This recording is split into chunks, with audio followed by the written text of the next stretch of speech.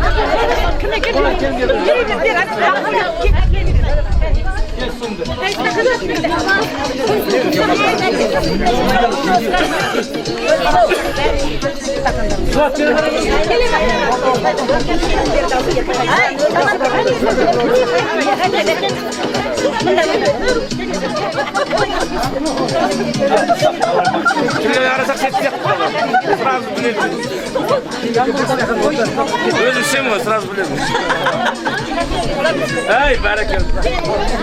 Basınız yükseltiyoruz basınız. O rahmet. Ya sangırakta girip çıkarsınlar bak.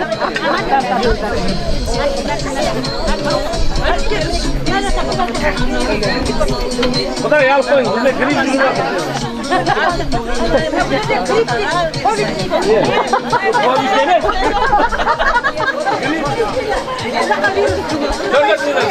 Sangırakta girip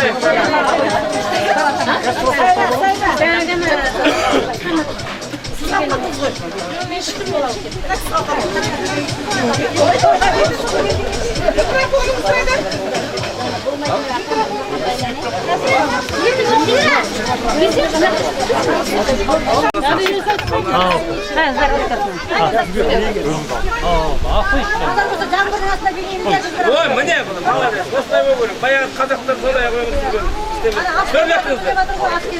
Na, kara sangırakta girip çıkayım. Kırmızı, sen ben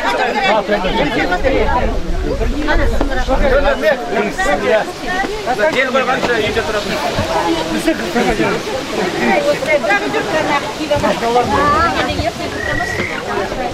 Benim mayım var.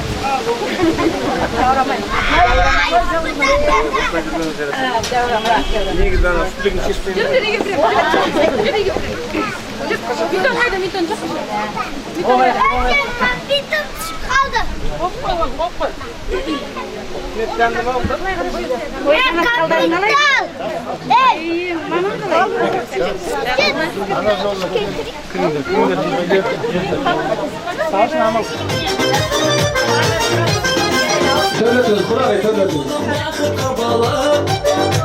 Şan silası anık mahabat En salamın kuvanamın Keldi kayın kudaların Karsalaya soğup şapalar Erkek aralarımız haydi, erkek aralarımız. Keldi kayın kudaların Karsalaya Kudalar çakır kudalar. Ata ince al.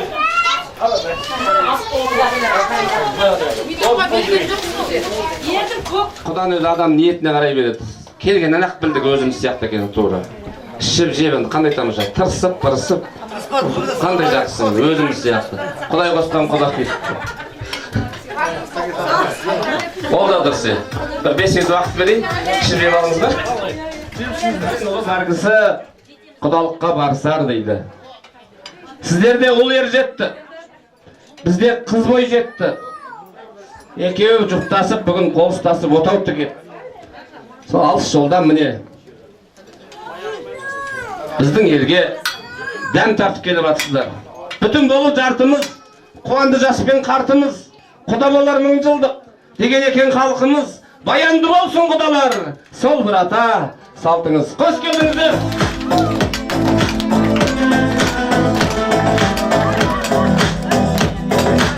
Жандарым өзі қарындаш кетті, кішкене тышты қойда тұрайықшы. Саңарылып бұла, самала тербеп сезіп, көңілдің жыраны, өмірдің жыры, сен едің жалғыз өзі. Жан сүйу ғаламат, Құдаларға шақырып! оңайма айтшы маған, қалқамай алдама, басқаны таңдама, ғашықпын. Рахмет. Сіздер шапалақпен жараса атаңмен ойна дейді. Құдаларымызды Аллаға шүкір, жүзі жылы адамдар екен, текті жерден шыққанын көріп тұрмыз. Ал енді құрметті құдалар, екі ел бір топтанға келіп, кеңесіп керегесін ұйымдасып оғын шаттанып шаңырағын көтерейік деп бүгін міне жайылып төсек, иіліп жастық көріп жатқан жағдайымыз бар. Мұхаммед пайғамбарымыз айтады, асыққан шайтанның ісі, бірақ белгілі бір жағдайда асыққанда дұрыс. Жол жүрсең жол жеткенге асық, бой жеткен қызым болса ұзатуға асық деген екен. Сол бой жеткен қызымызды біздің елде қонақ болды. Енді өз еліне жіберейік деп бүгін міне дастархан жайып күтіп жатқан жағдайымыз бар. Қазақта жақсы сөз бар, ұлың өссе ырысың, қызың өссе өрісің, ұлың ұяға қонса, қызың қияға қонса, бақытты жандардың бірісің дейді. Жас ағаш кәрі ағашқа сүйеу болған, әрбір жігіт бір елге күйеу болған дейді. Біздің ғалымдай күйеу боламыз, біз жақсы күйеу бола болсын. Баяғы бір апамыз айтты ғой, ұлды ғой, ұлды. Қатының айтқаннан шықпайды, қайта күйеу боламын, жас қызың айтқаннан шықпайды депті. Сол сияқты бір жақсы күйеу бола болсын. Төрлеріңіз құтты болсын.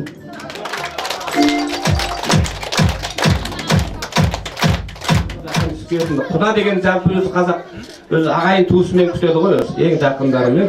Қош келдіңіздер, енді орталарыңыздан таныстырып қояқ, таныстырып ары қарай тойымызды жалғастырсақ. Көптің жүзін білгенше бірінің атын біліп отырайық. Құдалар, енді біз құдай қонақпыз деп кішкене сөйтіп, соң кейін бүйін дайымызды соңын айтайық деп еді, енді қазір современный болып кетті ғой. Бізде ол, сіздерде қыз екеуі көңіл жарастырған екен келіп отырмыз осы Найман еліне. Біз жақта енді тасқа лақтырсаң Найманға тиеді дейді. Менің барған жерім Найман өзім. Қай жерге бір құдағи болып барайын десем, әйтеуір қайындарыма келем ғой енді. Қайындарым келесіңдер ғой, осы жердегі ең әдемі, ең сұлуы, ең әдемі жігіттердің бәрі менікі болады деп мына жерде мен бірінші орынды алып кетеді мен де. Өзім кішкене ішіндегі үлкені болып маған ешкім қарамай қойып қорқып жатқаным ғой. Ал енді таныстырып өтейін. Бел құдаларыңыз бір әкеден бір шешеден 3 қыз 2 ұлымыз. Қыздың үлкені менмін. Атым Бану. Найман елдің келінімін. Мына бел құдаңыз Арғынбай, Ботпай елінің. Дулаттан шыққан Ботпай елінің. Енді келініміз енді бұдан 10 жас 12 беттен оның орнына орын толтырмаймыз ғой, бірақ орнына келген бауырлары бар енді. Мына одан кейін үлкеніміз, ағайынымыздың үлкені Асқар.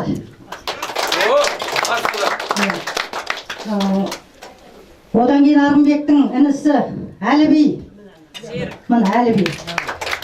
Паспорт бойынша Серік, бірақ Әліби деп кеткенбіз. Әліби. Өзімізге сол атын ұнайды. Оның Құдай қосқан жары Гүлмира құдағиларыңыз, мына анасының онда анасы болады деп келгенмін. Гүлмира. Одан кейін мына бауырымыз тоже, әкеміздің інісінің баласы Бөкен. Оның келіншегі Бибайша.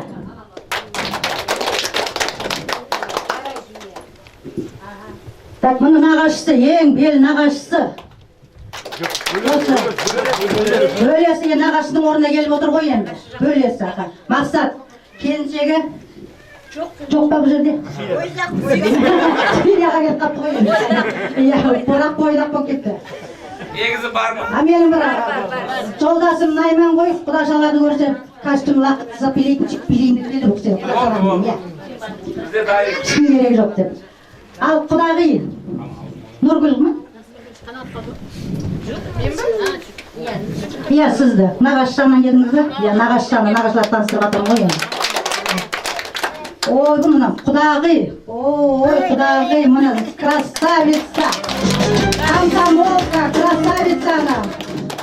Сіздерден қыз алып отырмыз. Менің келінім мына кісінің қызы. Құдағидың Құдағиы. Бірақ құдағи болып келіп отыр енді. Ал енді біздің ең кіші Арғынбайдың бауырым, ең кіші сіңілім, қарындасы Қанағат. Енді бұл жерде Арғынбектің досы, яғни Анның папасы ол есептелінеді, Дәулет. Енді ғалымның бауырлары, қарындастары, жандарым үшін, Талшын, солдасы Ермек мұны. Талшын тұрдың ба балым? Аха. Одан кейінгі Аяна мұны. Мұна құдағидың келіні болып барған біздің қызымыз, Арғынбайдың қызы Аяна. Соның жолдасы енді келмеді жұмыста. Так, кім қалды енді? Главный жігіт енді оны біз жеңгелеріміз көрсетеді деп ойлағанбыз енді. Екі жеңгесі ұстап, айбаттап шығарыңдаршы біздің. Сіздердің сұлу, біздің сұлу жігіттеріміз, сіздердің сұлу күйеу балаларыңыз. Жеңгелі бұл тез-тез-тез. Арғынбайдың, яғни біздің колхозбектер, біздің әкеміздің аты колхозбек. Колхозбектер әулетіндегі ең бірінші 35 жылдан кейінгі құдалық үйленіп отырған әкесінен кейінгі бір тал бәйтерегіміз. Сіздердің қыздарыңызбенен отау құрып, үлкен бәйтерек болады деген сенімдеміз.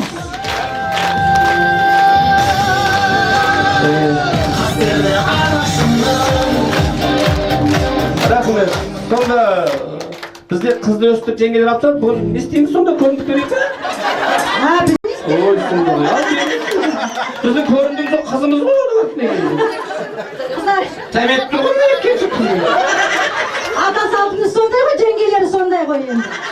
өзіміз алып шайықтып тұрмыз ғой, қораға кіргізейік. Жоқ, біз өзге салтымызды жасап жатырмыз енді. Жақсы, қалды. Бізде салты бірінші Білеміз. біз көрсетеміз. Сол не істейміз енді, бас иік па? Бақытты болсын, айналап кетейін. Бәйтерегіміз Ана, жеңгелер мені түйе салайыншы. Түйе бала түйсімдер болды ғой.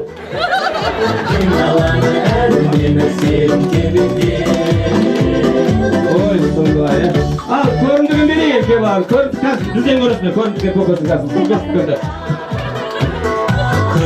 Кел оға, Алладан. Бақытты болсын. Біз қызды әлі көрсетпейміз ғой, көріндік сонда көресіңдер, көріндік. сол ниетпен айналайын, бір тал ағашымыз бәйтеректей жапырақ жайсын. Жақсы. Жеңгелер айтмайды. Ал енді таныстырып өттім ғой, ешкім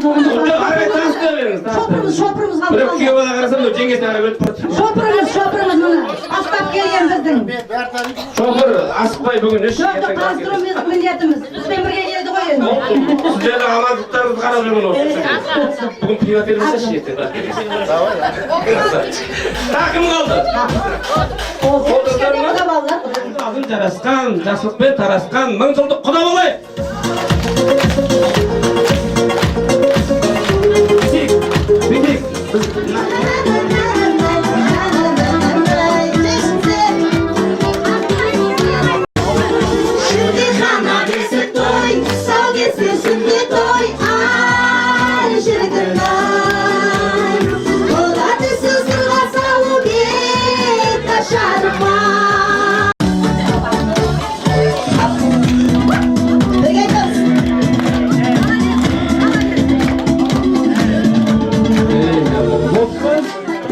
Мынау келген қадамдарыңызға гүл бітсін, құдалығымыз ұзағынан болсын, енді екі бала бақытты болсын, әрқашан осындай той болсын, жақсылық болсын. Мынау енді мен құдаларыңыздың бауыры болам, атым Ербол. Құдаларыңыз енді одинокқа кеткен, жатқан жері жайлы болсын. Енді атым Ербол, менің құдаларыңыздың бауырымын. Ерзат құданың аты. Құдаларыңыз ғой енді. Содан кейін міне құданың жолдасы. Алдыға шығып. Құдағиларыңыз жеңгем мен Раушан. Мен әйелім бар ма? Мен әйелім міне. Аты Жазира, құдағиларыңыз. Содан кейін қазір. Мынау менің бауырым. О да үлкен ағам болатын. О кісі де өтіп кетті дүниеден. Аты Ернар.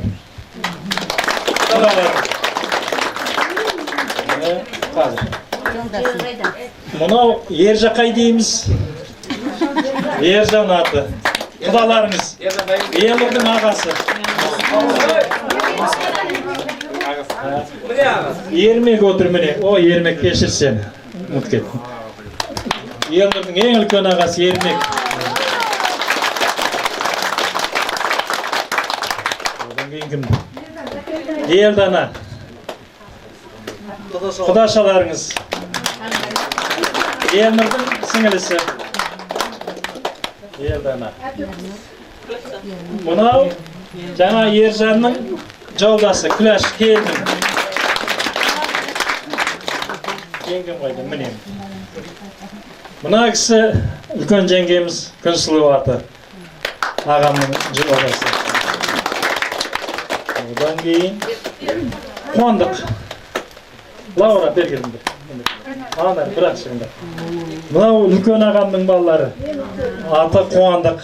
Құдаларыңыз. Жолдасы Анар.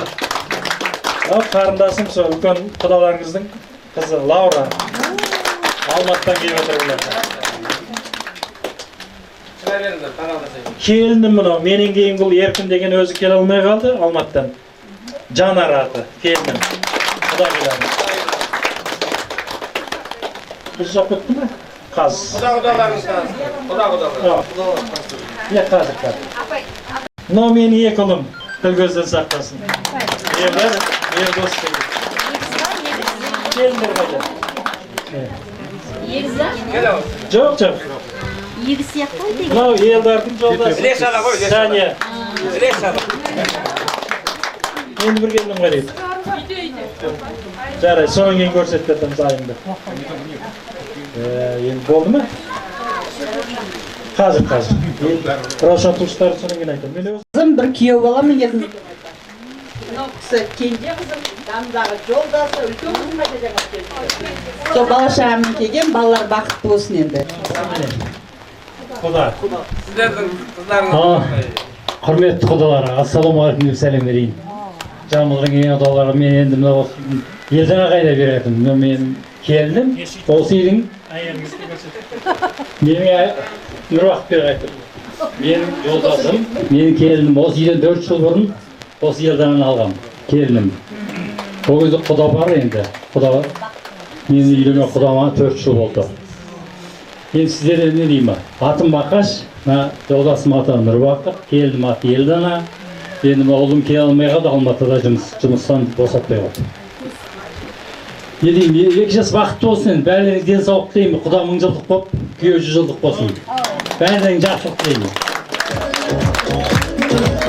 Алаңдамаңыздар деп қойсайын Мақаш. Біздер осыдан 4 жыл құда болғанбыз, жақсы адамдар. Біздер осы сіздер төлдеп отырғанбыз, қазір менсінбей қалды. Күтуші болып қалдық. Мына жерде бір үлкен құдам қалып қапты. Атымызды айтып жүрсің. Тұрысбек. Осы құда болған.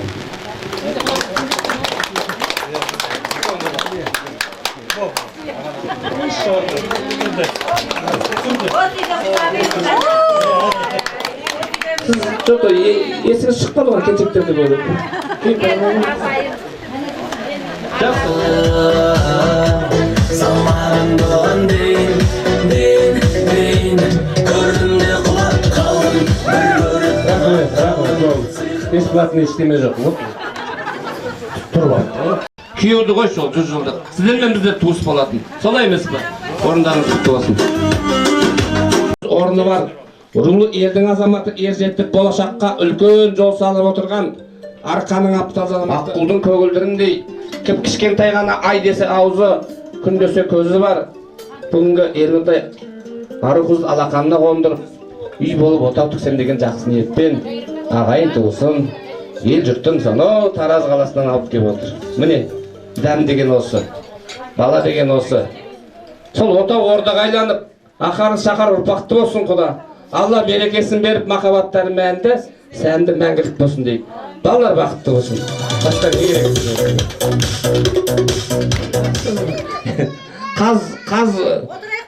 Қаз жүрген емес, орғанына семіреді дейді. Қазындап жатырмын, қазындап жатырмын. Енді бір ас құдалардан бір екі құда, үш құдадан берсем ба, сіз бастап, міне, сізде бір үлкені осы кісілер бар, нағашысынан бір қосайық. Қыз болғаннан кейін келіп жақындастыратын қыз ғой енді. Сүйреп әкеледі. Сол енді сіздердің қыздарыңыз, енді болашақта біздің келініміз 8 жас бақытты болсын. Мен аны бармын. Үлкен кісілердің жолдарын берсін осы кісілерге. Құда 1000 жылдық, 900 жылдық дейді. Осы құдаларыңыз жала сөйлесін. Не деймін, тек қана жақсылық тілеймін, аман-есен болсын.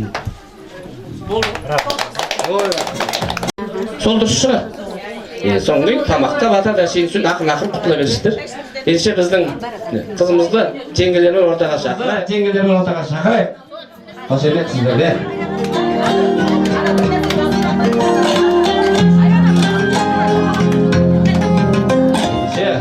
Жеңгелеріміз бар ма? Жемқорлар қайда? Біздің жемқорларда. Жаңа 2-5 дайындап қойыңдар. Қандай тамаша? Қошемет қайда құдалар?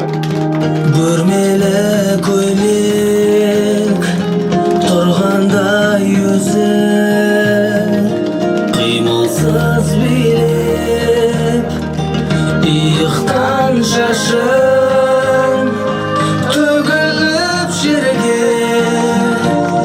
күмісті шашбау жарасып енген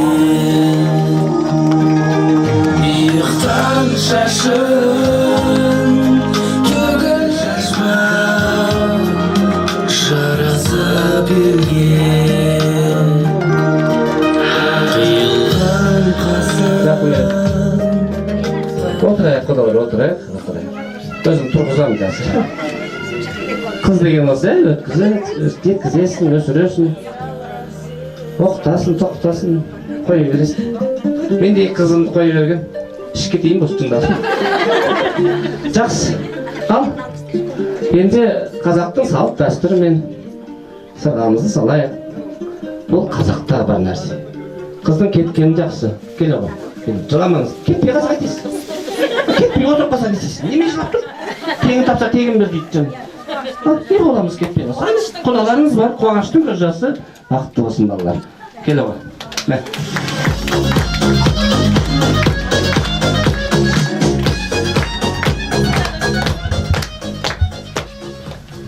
Бүгін міне Алланың қалауымен ұлымыз ғалым бақыт құсын тауып, ата жолымен салт дәстүрмен қыздарыңызға сырға салғалы отырмыз. Жастар бір-бірін ұнатып, шаңырақ көтеруге бел буған екен.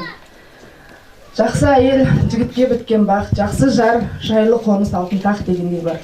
Құрметті құдалар, жастарымыз бақытты болсын.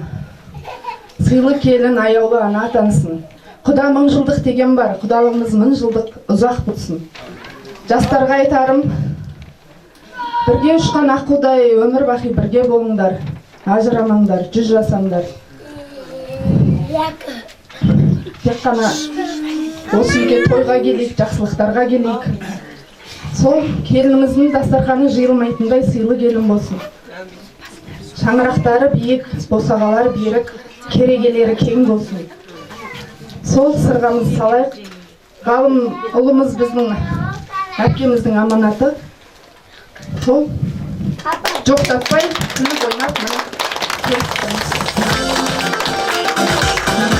Сенші көзіме сарылғандай жайнап кеттің сырғанда, тарылғанда байқам сырғалым тарылғанда. Сырғалыма ұсындырлап, тез жетсеңші айқын жадап жүдеп жүрегім, тарылғанда байқам сырғалым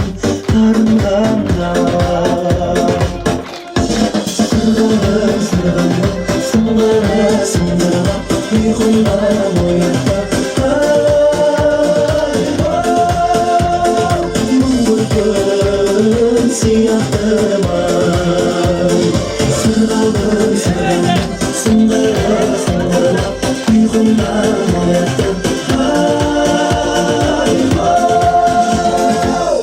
бомбырдым сияқтымай аспандағы ақ жұлдыз түнгі айқын Сізде кім боласыз бұл әулетке? Ғалымның мамасының ағасының келіні болды. Жаным, генерал болдың ғой, шүйголдар келіп жатыр деп мәзісің ғой. Ұлымдай ғой, 17 жасында. Жаным, жақсы. Маңдайынан естейміз, маңдайынан. Тұрғызсақ болады? Тұрғызайшы.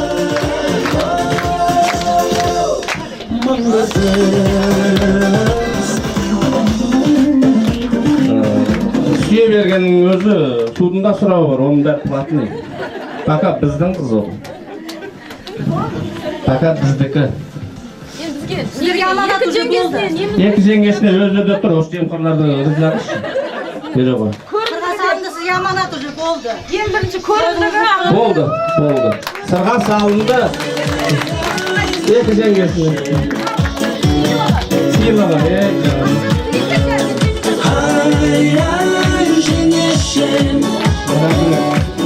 екі жеңгесіне бір бізде тамадасымен қоса береді. Жарайды өздерің көздер ғой.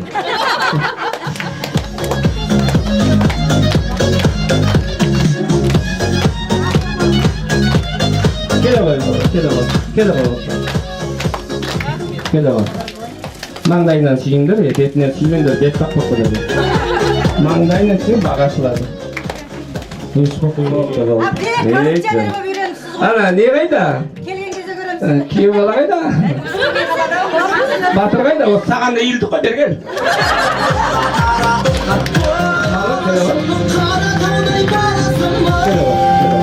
Қалдың ғой. Бақытты олай олай. Жақсы. Көңіл қалай, бәрі жақсы ма? Ырғызда олай. Ел жұрттың неше жұрты бар? Ер жігіттің. Ер жігіттің неше жұрты бар? Нетпейміз. Әйелі жұрты бар? үш жұрты бар. Қандай? Қарама, күнге қара. Мына кісіні ішкізіңдерші. Өз жұрты, намыс жұрты, қайын жұрты. Құттыңыздың қайын жұрты. Енең жақсы көресің бе? Қайдан білесің жаңағаны көріңді? Едек өзі құлаққа тиіп отыр. Енең жақсы көрсің бетінен сүй қойшы. Көңілін кішкене аулақ қой. Ол екінші мамаң сенің. Айналып кетейін, бақытты бол. Қызыңызды алам апа, күйеу бала болам сізге. Қазір жастар шұстыр, енесінің бетінен сүйеді. Баяғыда енемізді көргіміз келмейтін ғой. Қажапым ба енең келетін. Сүйдесең сүйіп қойды ғой. Мамаң алма кезек, келе ма. Сүйіп қой, сүйіп қой. Айналайын. Бақытты болыңдар. Қолдарың мәңгі бақи ұстап қолдарыңды. Айырылмасын. Қолынан ұстай ғой. Жақсы. Қолынан ұстай ғой. Анау ел жұрттың сені үміт артып, сонау тараздан осы сенің шашбауыңды көтеріп келіп отыр. Осы баланың сүйген жерін алайық. Өмір бақи бірге жүреді. Саған үміт артты. Сен бір жанындағы жұбайыңа ақылың жетпесе, ел жұртыңды қалай ертең басқарасың. Сондықтан да бағала. Баялап жүр. Еркелет. Сенің ұрпағыңды өсіретін үлкен адам жанында. Сөз бересің ба? Айтшы кет. Қазақта жаман сөз бар. Қыз кезінде бәрі жаман қатын қайда. Жаман қатын жаман байдан шығады. Сен дұрыс болмасаң, әйелді ұстауың керек, тәрбиелеуің керек. Ең бастысы сыйлап жүр. Жарай ма оған? Бақытты бол. Құрметті қонақтарымдар, барлықтарыңызбен танысқым өте қуаныштымын. Қайным атын атамаймын, даже еншілес деп айтамын. Ене марқұм айтып кеткен маған атын атама, еншілес деп қой деген еншілес деп айтамын. келінімізді алып отырмыз енді, ыстығына да суына да бәрі төле біледі. Менің қайным жақсы, екеуі бақытты болсын, көтерген шаңырақтары биік болсын, босағалары берік болсын, әрқашан жүздерінен күлкі кетпесін, өмірлі шүбірлі болсын, ата әжелерінің жолын берсін. Толықтырмын енді ерді. Осы абысыным, Арман деген мамасы, абысыным отынлап болып кеттенді. Соның көрмеген жақсылығын осы қайны мен келінім көрсін. Bir gün abisinden bir gün yatkan çıkar canım. Жатқан жер жайлы болсын. Осындай қуанышты көрем деп едім, бір Алланың жазғаны.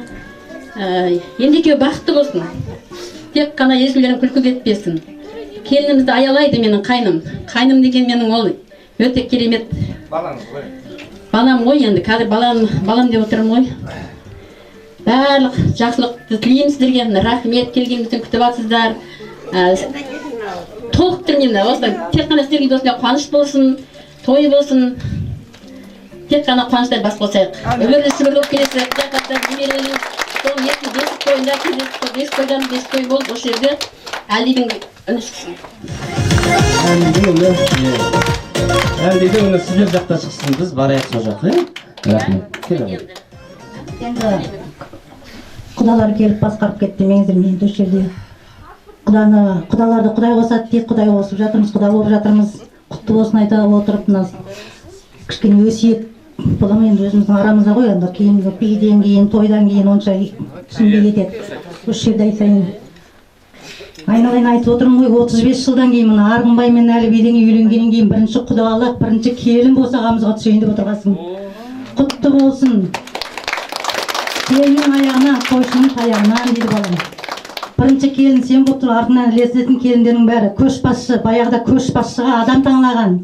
Көшбасшы көшін қалай жүрсе, артындағы көш солай жүреді, саған айналайын. Осы көшті бастап келе жатсың Қалқызбектер әулетіне. Қадамың құтты болып.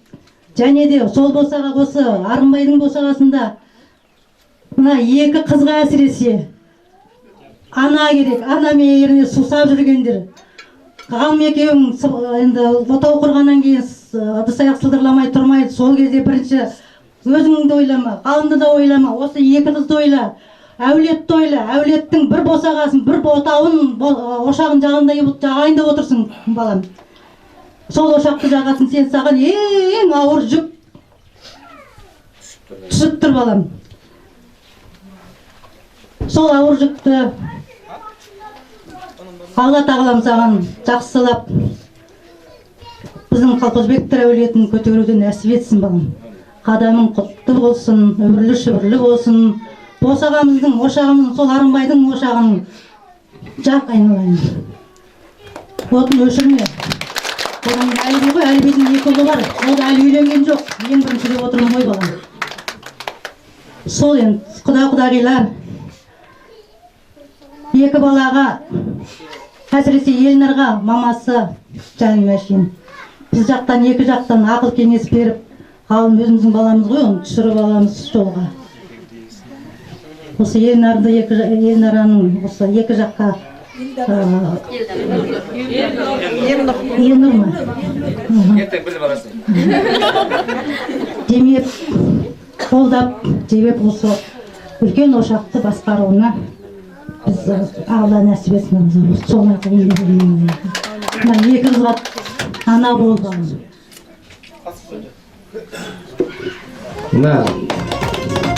Анамыздың ар жағындағы түсінген шығарсың енді, үлкен бір қара шаңырақтың келіні болып жатырсың. Сен жақсы болсаң, келін жақсы үйді кереге салдың дейді. Солай емес пе? Ертең генерал келін боласың. Осы екеуінен алтын алып отырасың, ертең күйге шығарасың. Жақсы емес пе? Сол әулеттің анасы да, сол әулеттің шаңырағын ұстайды, сол әулеттің келін деп өзіңсің айналайын. Саған сенеміз, жақсы ма? Текті жердің қызысың.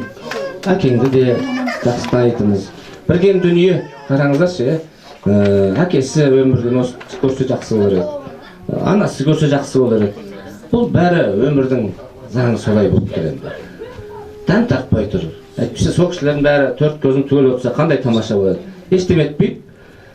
Оның бәріне шыдау керек. Ағайын туыс бар, сіздерде де біздерде бар. Сондықтан да осы балалар бақытты болсын, сіздермен біз тату болуымыз керек. Құда мен құдағи Солай болсын. Бірінші келін ғой, бірінші келін. Бірінші келін қасиетін екінші келін түскенде көресің. Сол кезде көреміз, құда болып барғанда деп оқып кетсін. Жүрекпен, берекемен, ниетпен басқа. Келіңіз, сол екен, құтты болсын.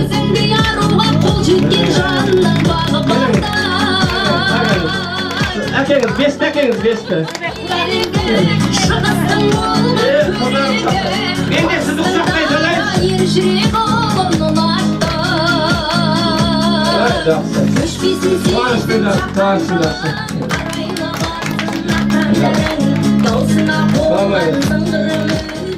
Ұзағынан болсын. Отырыңыздар. Жақсылық болсын, қуаныш болсын. Жастарға бақ. Бізде сіздерді қояды. Тұр арақ ішкен адамға бақ. Ол төстік деген ол жай. Сонда бере берсеңіздерші. Сонымен өзі қойдың жарты бағасын шығарып аламыз. Бұл төстік деген, төст жүзген 1000 жылдық құда болайық деген. Айтты. Қошын мен, арым. Натура. Осы үлкен кісіміз бар еді. Келіңізші. Құдалар, бір жақсы тілегін айтсын деп отыр. Құдаларға тілек айтайық. Папа, кім жетісіп жүрдейсіз? Жаным, сен болмасаң мен осындай болар мен. Өмірден шығып таза тұрмын. Өшір, қоздырмаш, шақырма, кет жоқ. Тұра, тұршы. Қазір антырақты жіберем, шақырма деп отыр. Әрең отыр. Келген құдалар, сіздерді бүгінгі қадамдарыңызға нұр бітсін. Сіздерде ұл болса, бізде қыз бар дегенде. Қызы бардың назы бар дейді, кішкене өкпелеп қалмаңыздар, кішкене артық сөйлеп жатсақ. Енді екі бала бақытты болсын. Ең бірінші бақыт, дендері сау болсын, денсаулық болсын. Сіздерге қызымыз судай, тастай батып судай сіңсін. Елнұрымыздың мінезі өте жақсы. Сіздер қалай сыйласаңыздар, ол солай иіледі. Әкесі марқұм өте сондай ақ көңіл, ұшып қонып жүгіріп, алдымыздан жүгіріп шығатын сондай ер азамат еді. Елнұр да сондай. Өзінің білімі бар, жақсы жерде жұмыс істеп жатыр. Екеуі шаңырағы жақсы болса, бірін-бірі сыйласа, үлкен жақсы семья болады. Сіздерге тапсырып жатырмыз ғой енді қызды. Қыз енді өрісіміз ғой біздің. Кең өрісіміз. Жаңағы сіздерге ұл болғаннан кейін біз қызымызды сіздерге тапсырып, өрісімізді кеңейтіп жатырмыз. Раушанның өрісі кеңіп жатыр. Бүгін Ерзат бір аунап, қызын кетіп барады деп жатыр ғой енді. Көріп кетсе тіпті жақсы болар еді. Жаңағы ғалымның анасы көрмесе, біздің Ерзатымыз көрген жоқ. Ең бірінші осы Раушанды алып қашып келгенде, менің қолымда Раушан 4 жыл жұмыс істеді. Мен Раушанның туған апайы болып келем. Мамасының сіңлісімін. Қалай айтсам болады? Мамасының апайының қызымын. O da bir talğız, men de bir talğız. Rauşan оққанда көйлеміз денейміз енді апамыз сіңліміз дейді. Марқұм жолдасым Раушанның қызым деп отыратын. Осында Ерзат алып қашып келген кезде Раушанды қуып келіп өзім алып кетем. Қолымда жүрген қыз ғой енді. Мынау не сұмды қыз алып қашқан деп жүгіріп келгенде құдам марқұм айналайын, құдайға айналайын деп бетімнен керек жоқ сіздің айналайыңыз деп талай ашуланып едім. Енді қыздың барған жеріне өзі құда болғаннан кейін бәрін сыйлаймыз ғой. Құдамыз да, құдағиымыз да өте жақсы адамдар еді. Осы уақытқа дейін сыйластық құдаменен. Қай қашан болса да ол кісілердің үйінде біз жүрдік, біздің үйімізде ол кісілер жүрді міне. Сондай жақсы адамдар еді, жақсы семьядан қыз алып отырсыздар. Жаңағы Елданамыз да бір жақсы жерге барды өзі. Елдана да өте ақ көңіл. Жаңағы сондай ерніңіз о да сондай еді. Мына құдаларыңыздан сұрасаң бәрі жағдайын айтып береді. Келіні қандай болса, біздің Елнұрымыз да сондай. Себебі Раушан да сондай ақ көңіл өзі, мейірімді, балаға деген жүрегі жүріліп тұратын. О да не деген балаларды түгел медик болды міне. Айналайын құдалар енді айта берсек сөз көп қой. Екі бала бақытты болсын, дендері сау болсын, шаңырақтары биік босағалары берік болсын. Жақсылық пен жақсылық кездесе берейік. Осындай той барлықтарыңыздың үйлеріңізде болсын. Тек қана тілейтін жақсылық. Қазағымыз тыныш болсын, дастарханымыз осы жақсылыққа жайыла берсін. Барлықтарыңыздың да бала шағаларыңыз аман болып, осындай тойдан тойға жете берсін. Мен дағы Мантоске қаптым да. Ассалаумағалейкум, Жамалдың ең құдалары тағы сәлем берейін енді. Менің жерде елжана деген келінім қайда тағы көрсетейін енді. Мен осы Ерзат пен Раушанға құда болғалды, айттым ғой 4 жыл болды енді, құдамды енді көрдім. Құда содан 1 жылдан кейін қайтыс болды енді. Құдам енді де аузын ашса ар жағы көрінеді енді. Оның енді ар жағын айтпай-ақ қояйын, осы жерде кісілердің бәрі біледі енді. Құдам жақсы. Енді бір аунап жатқан шығар бүгін енді. 2 жас бақытты болсын деймін енді. Дендеріңіз сау болсын. Құда 1000 жылдық, күйеу 100 жылдық дейді ғой енді. Бәрі үйі жаңа, қорасы малға толсын дейді. Сіздерге денсаулық тілеймін, балалар бақытты болсын. Бәрі жақсылық деймін. Осы жерде Құданың орнында Ержан деген енді ұлы бар еді, сол қайда шақыршы Ержанды. Ержан деген ұлы бар. Ол енді бала әкеге жете туады, біреу әкені аса туады дейді. Осы ұлы әкесінің аса туған бала. Осы тойда үлкен көріп жетіп жатыр. Бәріңізге денсаулық тілеймін енді. Балалар бақытты болсын енді. Енді Құданың мен енді жақсылығын енді айта алмаймын жерден, жеткізе алмай отырмын кішкене. Бәріңізге не деймін, денсаулықтың енді Құдағи сөйлесін енді. Мен кішкене артық сөйлеп қойсам кешіресіздер.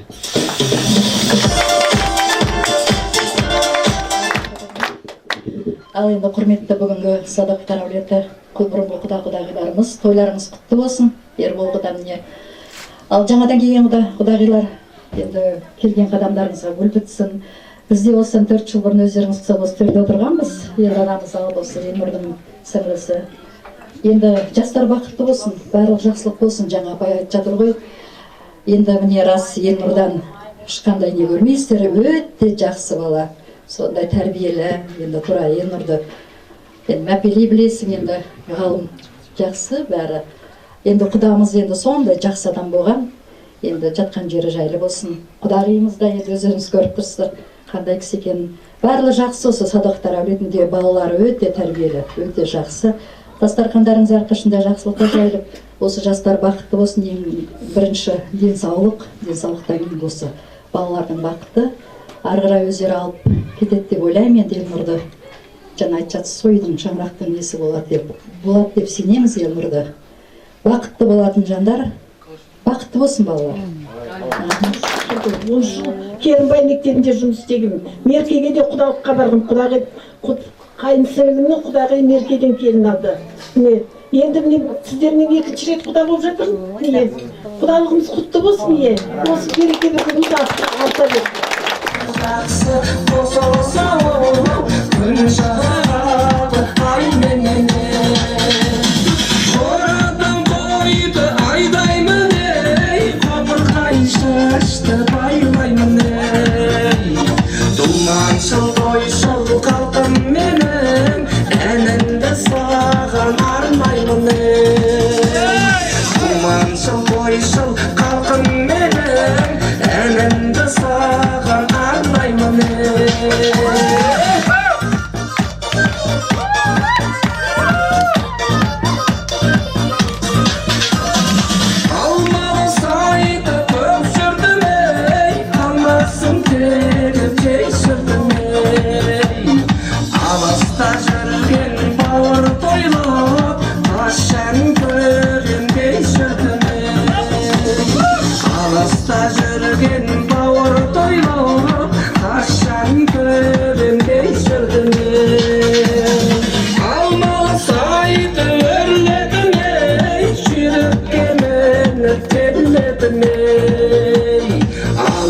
Жүрген тоз тойлап, қашан көрінбей жүрдім ей. Алыста жүрген тоз тойлап, қашан көрінбей жүрдім ей.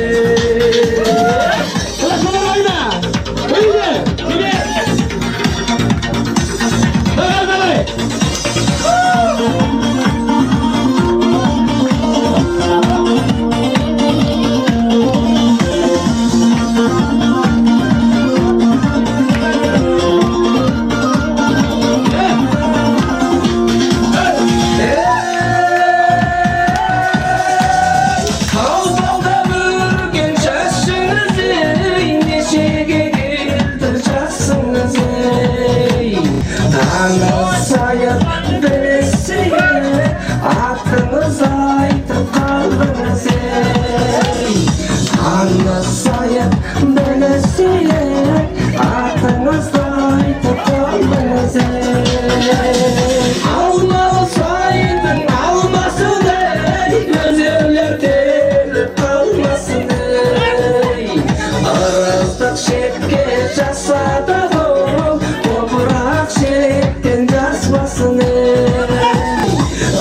Араздық шеттен жасатады ол, топырақ шеттен жазбасын Араздық шеттен жасатады ол, топырақ шеттен жазбасын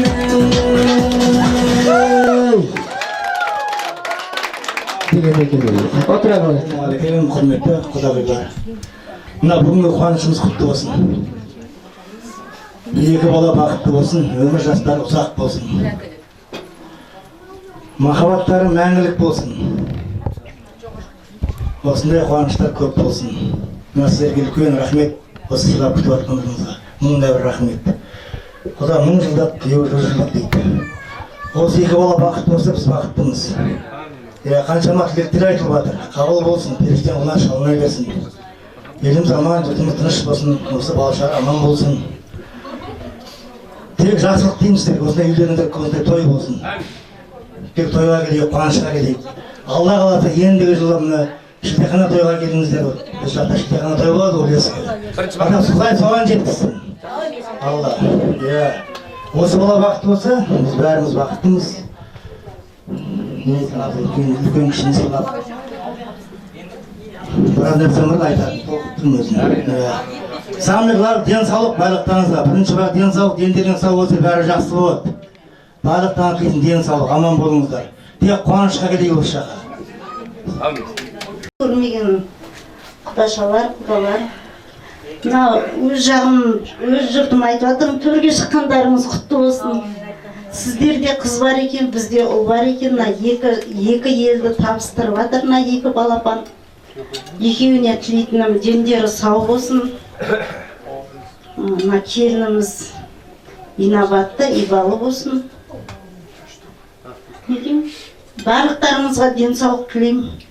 Дендеріңіз сау болып, әр уақытта осы үйде той болсын, тойға келейік. Біз жаққа да барасыздар әлі. Құда қаласа меркеге. Аға келініңіз құтты болсын, екі балапаныңыз бақытты болсын, өссін, өнсін. Жақсы келін болсын енді. Басқа не айтам? Екі жас бақытты болсын. Тосқыншы сөйлей алмаймын. Денсаулықтары мықты болсын, бала-шағалары көп болсын. Келесі жылы Құдай қаласа шілдехана той деп шапқылап жүре берейік. Сол үйлеріңізде тек қана той болсын, қуанышқа, тойға ғана келейік, жақсылықтарға. Құрметті қонақтар, мына құдалығымыз мың жылдық болсын, ғалым мен Елнұр бақытты болсын. Біз өзіміз Жаркенттен, бізде де осындай Қарғос деген ауылымыз бар, сіздер сияқты. Жаңағындай шекара тұрады, ар жағында Қытайлар жүреді деген сияқты. Біз Қарғостан. Сол сияқты мына жағы сіз болып жатсаңыздар, ар жағы біз екеміз енді. Қыз деген осы ғой, міне өріс кеңейіп, көрмеген жерді көріп, бәріміз бір қазақ, қай жақта той болса сол жаққа жүре береміз, жолдың алыстығына қарамай. Жақсы жеттік, мына өздеріңіздің балаларыңыз екен, бізді әкелген, кәдімгідей былқылдатып, ұйықтатып алып келді, жағдайымызды жасап. Рахмет сіздерге көп-көп. Енді не деймін Арғынбай құда, ұлдың аты ұл ғой шіркін, қашанда. Жаңа менің келінімді қосып, бірдеме кішкене дайын болмай қалып еді, ұрсып тастадыңыз ғой тек келінімді. Жаман болып мына жеріме келіп тығылып қалды. Ертең ангинам шығып кетсе екен дейсіз өзіңіз. Айта алмай қалдым. Менің келінімді қырып жібердіңіз ғой тегі. Екі қыз, осы қыздың есік ашар қыз дейді ғой. Екі қыз шырылдап, жарғылақтар, жастыққа тимей, бәрін реттеп, жөндеп жүрген осы екі қыз.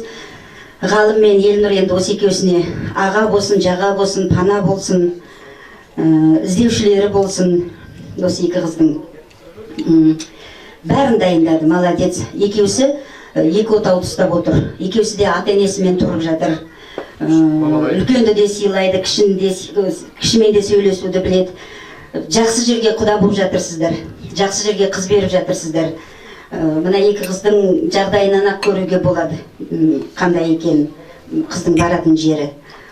Сол енді мына екі ортадағы алтын көпірлеріңіз тозбасын, ары қарай жарқырай берсін. Ана жақта жақсылық деп сіздер шапқылап, мына жақта жақсылық деп бұл кісілер шапқылап, ортамызда осындай нан болсын, осындай дастархан болсын, тек қана жақсылыққа жайылып тұрсын. Менің келінімді ұрыспаңыз Арғынбай құда.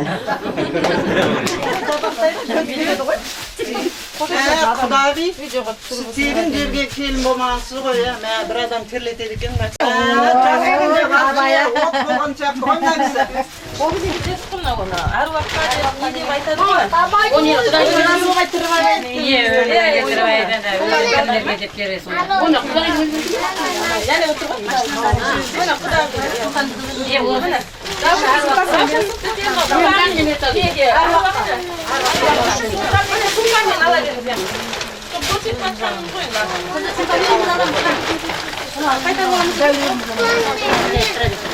Onu bu hazır ana sizler kegin çoğunda ben altında tavsiye veriyorum. Altında tadını vermez olalım. Sürümüsün.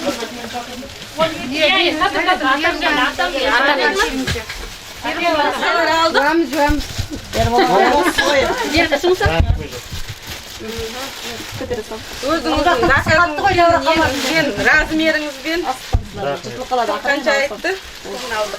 Qanday razmer? O'rtadan dayakere qo'ying budan. Qozoqning salt-dasturiga.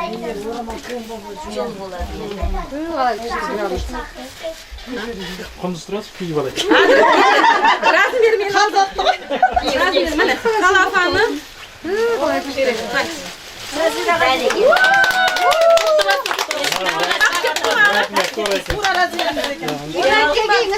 Çıkaverdi kestik.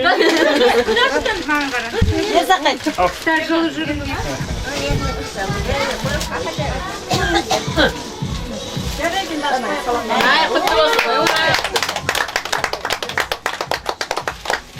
Kim barib? Annesi ya? Annesi. Kim?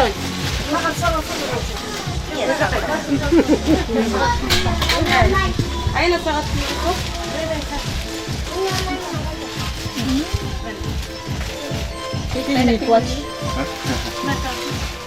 Ya молодежь. Арнай. Екінші. Көру керек қой енді қыздар. Одан кейін барып тура размері. Сағат.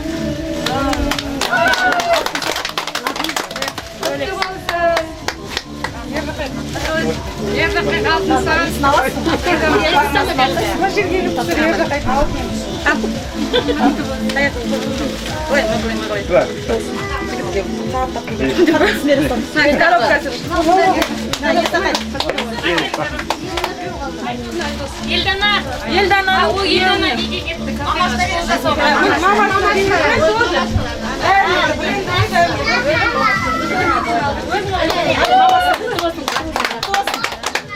Құдағи ел шықпайсыз қақпадан.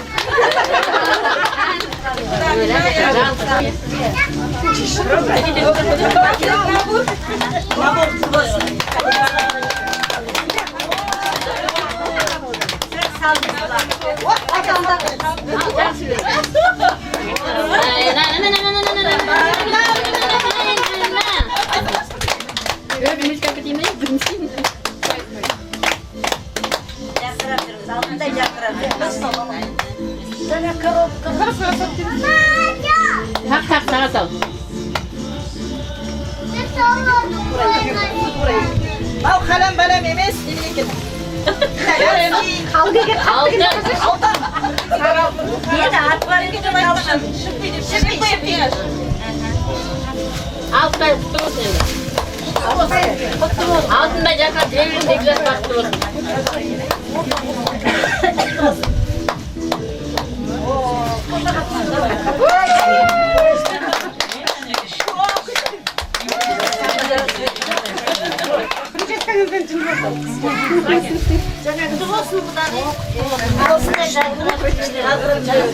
Сырған тоза берсін, өзін тозда. Кремдеп жүре бер. Одан кейін барып осы үйдің қарындасы иә? Осы Елдана еңгесі. Жоқ, сіңілісі Елдана бар ма?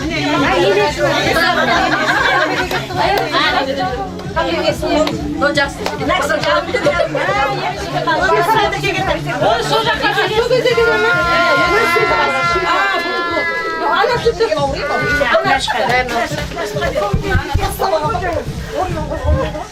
Өлтірсіңді сол кезде бересің онда. Иә, сол кезде ақшаны бересің.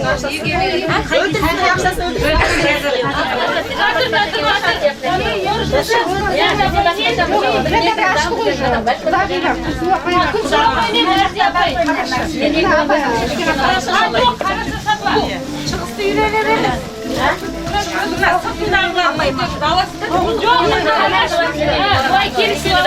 Қоржын ашылады, 2 корзина ашылады, қалғандары келесі алыстан келген қонақтар.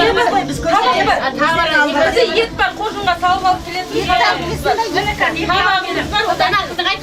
Иә, 2 қоржын ашылады, сосын 2 корзина ашылады, қалғандары алыстан келген қонақтарға біз ертең жоқ табағымызбен алғыс табыс ет, бауырсақ,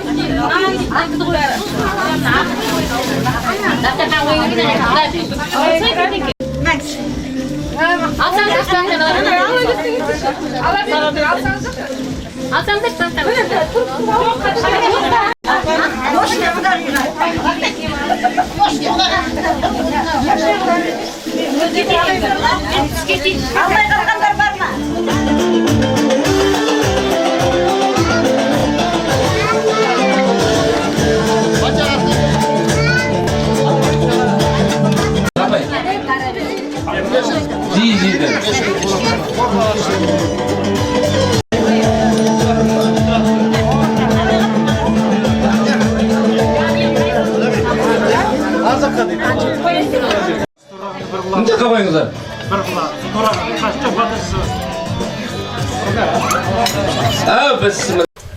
Осы сіздің балаңыз арқасында жаңа құда жекет құда құдай болып жатырмыз, бекет болып жатырмыз. Арқасын жақсылық жаман болсын, жақсылық болсын, арқасын тойлы бас болсайық. Екі жас бақытты болсын. Құдайлар аман болыңдар, аспандарыңыз ашық болсын, денсаулықтарыңыз зор болып, әрқайсысына қуатты бас болсайық. Құшақтасқан құда болайық. Жастар бақытты болсын. Бұл енді платный ақырға. Ақырға емес, екінші мен ғой, көріп бауыр бар. Көріп бауыр бар, оның жапырлап жеке отырыр. Тамаша қойдуман мен, таң атырсам, сол кезде жаныңда сен жанып тұрсам, тамаша жексенбі күн басында, жолықтан балық аулап отырсам, тамаша жексенбі күн басында, жолықтан балық аулап отырсам.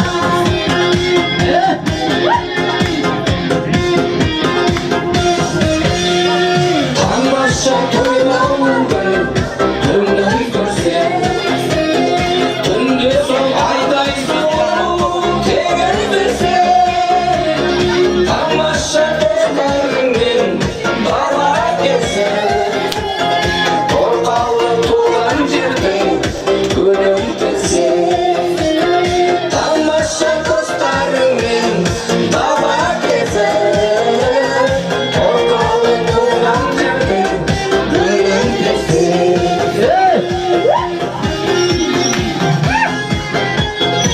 Құтты болсын ағай. Кеп тұрыңыз. Кеп ұлдайды. Тамаша қылған қызыл түлкі ауласа, түлкіге қонмай қоса, үй қолдаса, тамаша қылғанда қанбатпайса, тамаша соның бәрі мүмкін болса, тамаша қылғанда қанбатпайса,